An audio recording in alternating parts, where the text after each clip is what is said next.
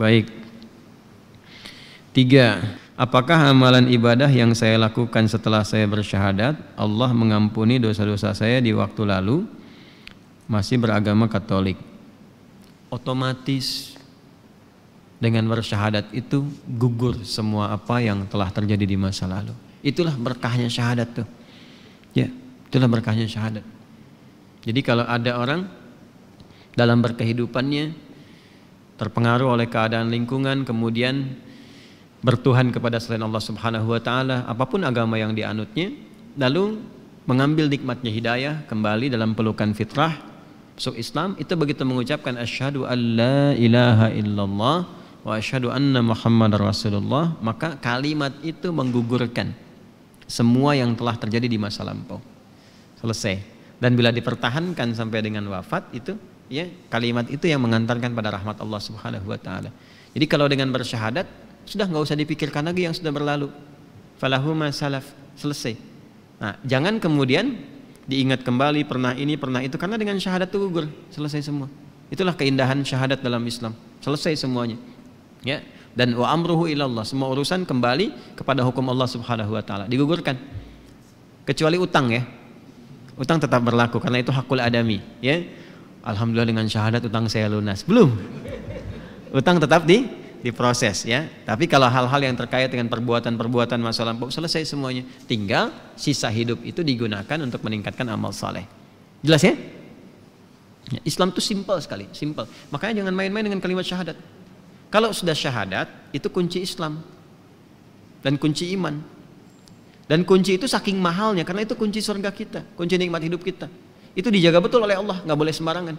Makanya Nabi itu sangat ketat kalau terkait dengan syahadat, isu-isu keislaman, isu keimanan. Jangan sembarangan nuduh orang misalnya sudah kafir.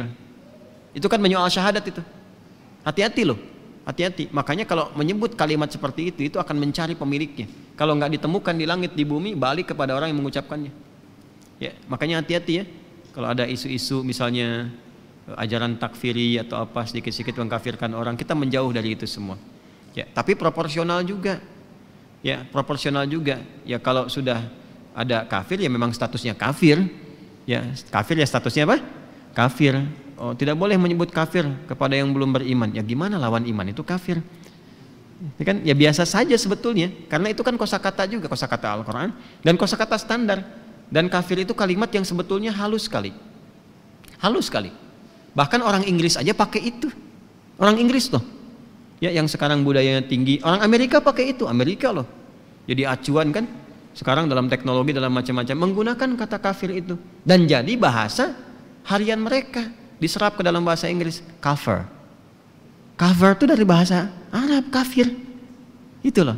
Seperti sugar. Sugar. Sampai Maroon 5 bikin lagu itu. Sugar. Itu dari bahasa Arab. Sukar. Sukar. Ya, sukar, kurma sukari, pernah dengar? Kurma sukari itu kurma yang manis banget, kegula-gulaan, istilahnya, ya, kegula-gulaan gitu. Itu sukari namanya, sukar, sugar. Kafir, kafir. Apa kafir itu? Kafir itu kan sampul yang menutup kan, yang menutup sesuatu sehingga dalamnya nggak kelihatan, dalamnya nggak kelihatan, ditutuplah itu. Nah, orang yang menutup itu bahasa Arabnya namanya kafir. Ya, menutup itu gitu. Nah, ini bahasa metafornya dibawa dalam konteks beragama. Ada orang yang cahaya imannya tertutup, sehingga dia menutup diri, belum mau menerima risalah-risalah kebaikan dalam Islam, belum mau bersyahadat, masih menutup dirinya, belum mau terbuka menerima dakwah, masih menghindar. Itu bahasa halusnya namanya kafir. Makanya ketika rombongan-rombongan yang koleganya Abu Jahal dan kawan-kawan datang membawa proposal kepada Nabi untuk membangun toleransi yang keluar batas dari toleran. Jadi membangun sifat toleransi yang keluar dari batas-batas toleransi. Udahlah Muhammad SAW nggak usah bertengkar, nggak usah ribut. Ya Nabi kan juga merespon, siapa juga yang bertengkar, siapa yang ribut kan. Tapi kan beliau tenang saja gitu. Abimawa'na wa kama hala Nabi SAW. Kita nggak usah berperang, nggak usah ribut, kita gantian aja. Malam ini kami nyembah Tuhan kamu, besok-besok kamu nyembah Tuhan kita. Maka seketika turunlah surah yang mengkhitab mereka, yang ibu hafal ini namanya Al-Kafirun. Ya, Al-Kafirun itu kan jamak dari kafir. Orangnya langsung disebut. Kul, katakan Muhammad SAW, viralkan kepada mereka. Kul ya ayyuhal kafirun. Hei orang-orang kafir. Apakah pada saat itu Abu Jahal marah? Saya ini bukan kafir ya gitu. Enggak. Tapi menerima, mereka nggak marah, nggak nyerang Nabi karena lembut bahasanya.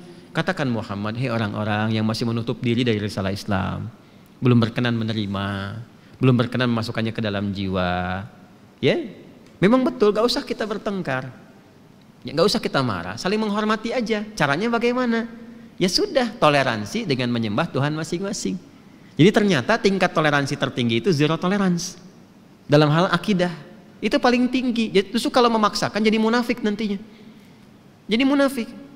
Contoh misalnya orang Islam ikut ke gereja misalnya atau tempat ibadah yang lain, ikut di situ. Ngeliatin aja, di hatinya mencela Tuhan yang dipersekutukan, tapi di luarnya seperti iya gitu. Kan hatinya menolak itu kan? Hatinya menolak. Coba apa nama bagi orang yang antara luar dan dalamnya beda? Munafik. Makanya Buya Hamka yang mempopulerkan itu, bukan saya. Saya mengikuti apa yang Buya Hamka sampaikan. Tidak ada nanti potensi munafik tertinggi itu kecuali orang menghadiri di tempat ibadah orang lain dengan dalih toleransi. Jadi begitu masuk ke situ, dia menyaksikan tapi hatinya mengingkari.